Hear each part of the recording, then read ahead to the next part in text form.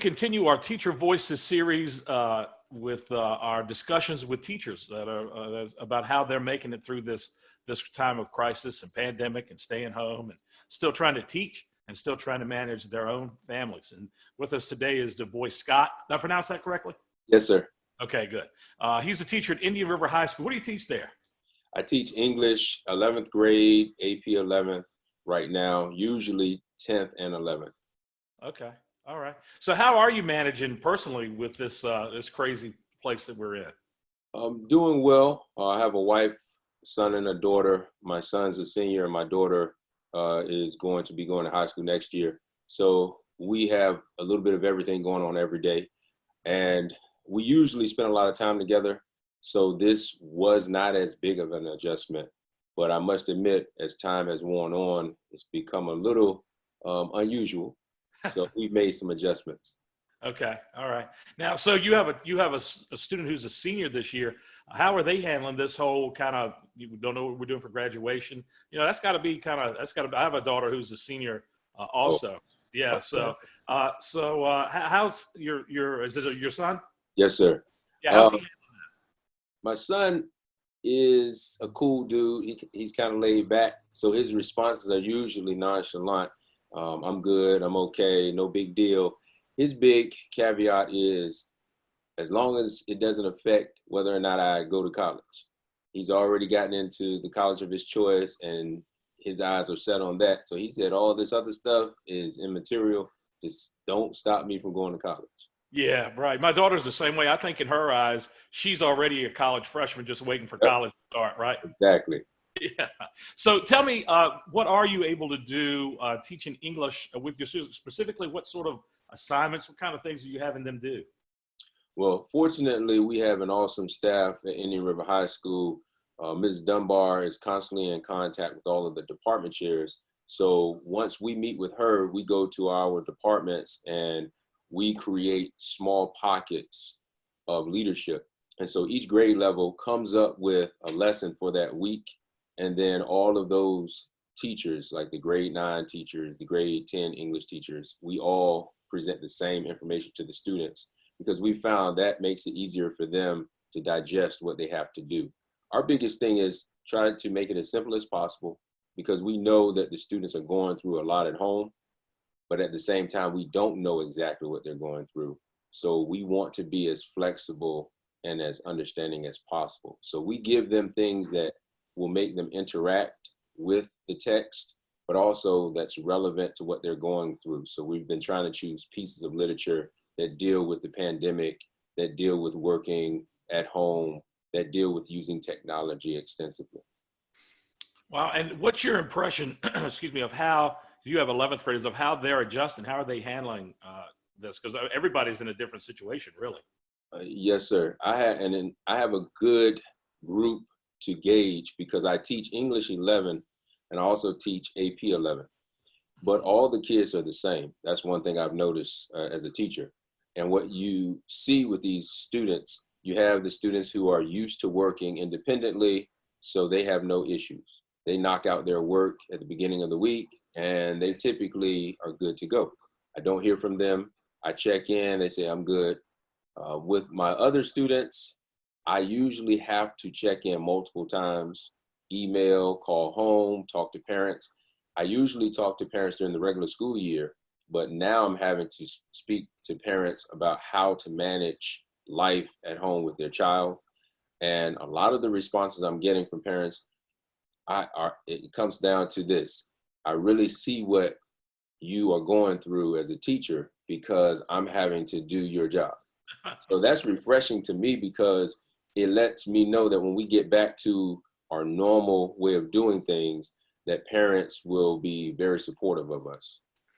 Yeah, I tell you, it's good to be able to find a good in these situations. So what kind of advice do you find yourself giving parents frequently, or what advice would you give parents that are watching this? Well, I've been fortunate, as I said earlier, to have a family. And before I had a son and daughter, I didn't quite understand what it meant to be a parent. So when I would have parent-teacher conferences, sometimes the parents would say, well, you don't have any children, so how do you know? Well, now that I have children, I can honestly tell the parent, I do know what you're going through. This is what I'm doing with my son. This is what I'm doing with my daughter. And I've found that when I say that I have a son and a daughter, the parents start to listen more actively. So some of the things I tell them would be like, I'm just being patient with my son, patient with my daughter. I have them sit with me when they're working so that we're all going through our assignments together. That way I can answer questions they may have. They usually don't have many, but every once in a while they'll say, okay, what does this mean? Or how do you think I should do that? And then I bounce ideas off of my kids. I'm like, okay, if I gave you this assignment, would this be too difficult for you to understand? Maybe I should change the wording of this. And my wife really helps me out with that as well. And then when it comes to just getting the students active, I try to tell the parents, have your kids go outside at least once a day, because even though we do have the restrictions in our movement, it's important to actually know that things are still going on outside, that, people are going to work, people are trying to exist, and this helps the students stay connected. So when we do get back to our normal society, it won't be a shock to them. Yeah. I talked to a teacher at Deep Creek High and asked her what advice she gives students. And one of the things she said was, be patient with your parents. What kind of advice would you have for students that might be watching this? Well, my daughter and I have clashed a little bit. She is in the teenage years where she's starting to express herself a little bit more. And this is helping me because I've learned to be patient with her.